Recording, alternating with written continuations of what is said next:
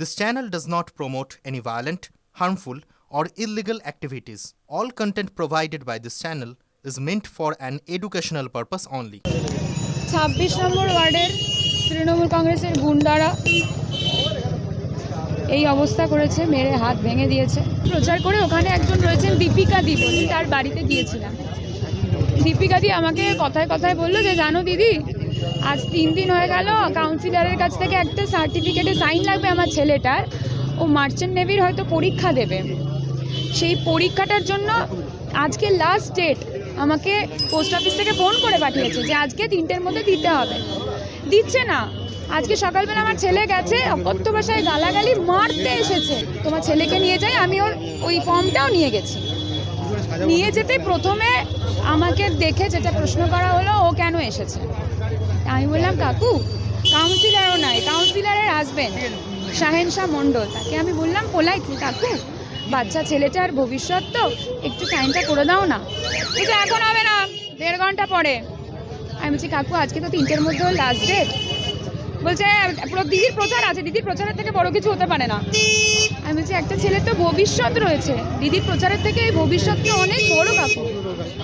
এই কথাটা বলাতে ছেলেটাকে অকথ্য মারলো, অকথ্য মেরে মুখ ফাটিয়ে দিল, অত্যাচার করছে। আমি গিয়ে ওকে আমার ভাইয়ের মতো আমি গিয়ে ওকে জড়িয়ে ধরলাম। ওকে কেন জড়িয়ে ধরেছি, আমার ওড়না দিয়ে গলা পেছনে টেনে ধরা হলো। একজন ওই গদের আঠা গুলছিল, সে লোহার ওই গরম ওটা নিয়ে আমার এখানে মারলো। 2-3 জন পুরুষ মিলে আমার হাতটাকে পুরো দুমড়ে মুচড়ে দিল, হাতের আঙুলটা সঙ্গে সঙ্গে ভেঙে গেল। ওখানে যুবক সংঘ, পাইকপাড়া যুবক সংঘ বলে ক্লাবটা, ক্লাবের ঘরের মধ্যে ওকে ঢুকিয়ে দিল। ঢুকিয়ে দিয়ে কি মার মারছে আমি আপনাদের বলে বোঝাতে পারবো না। লাঠির পর লাঠি মেরে যাচ্ছে। আমরা দরজা ধাক্কা দিচ্ছি, পুরো অন্ধকূপ হত্যার মতো ঘরের ভেতর ঢুকিয়ে অন্ধকার করে মারছে। মানে কি নৃশংস। ওদেরই পাড়ার ছেলে, এমন নয় যে ও অন্য কোথাকার ছেলে, ওদেরই পাড়ার ছেলে। ওর মাও তৃণমূল কংগ্রেসেরই কর্মী। আমার হাত ধরে গিয়েছিল, মানে আমি তো এখানে কম্পিটিটার ক্যান্ডিডেট। আমি মনে করি যে কোনো কম্পিটিটার ক্যান্ডিডেট হোক, সে আমার জায়গায় যদি বাকি 5 জনের মধ্যে একজন মহিলা থাকতো, তার বিরুদ্ধে এই অত্যাচার করার রাইট অধিকার তৃণমূল কংগ্রেসের নেই। আজকে তৃণমূল কংগ্রেস এত ভয় পেয়েছে আমাকে সোনারপুরের মাটিতে, যে আমার সঙ্গে বাচ্চা ছেলেটা গেছে বলে দরজা বন্ধ করে তাকে লাথি মারছে। ওদেরই কর্মীর ছেলে। কে আগে মেরেছে আর কে কাকে মেরে হাত ভেঙে দিয়েছে, ওটা সিসিটিভিতে উঠবে। শাহেনশাহ মণ্ডলের বাড়িতে তো সিসিটিভি আছে, দেখা হোক।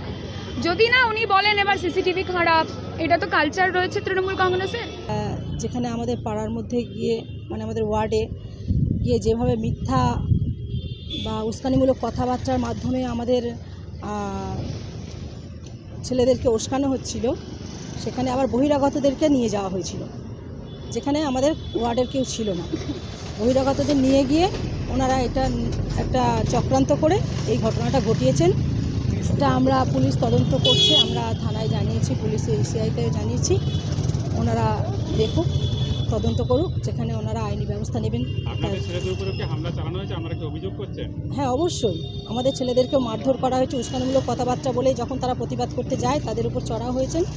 তারপরে আমাদের মহিলারাও ছিলেন, তাদেরকেও কিল ঘুষি মানে লাথি যে যেরকম পেরেছে ওনারা। ওই জন্য প্রান্তিক বলে যে ছেলেটি ছিল, সে তো বহিরাগত, সে তো এখানকার ছেলে নয়।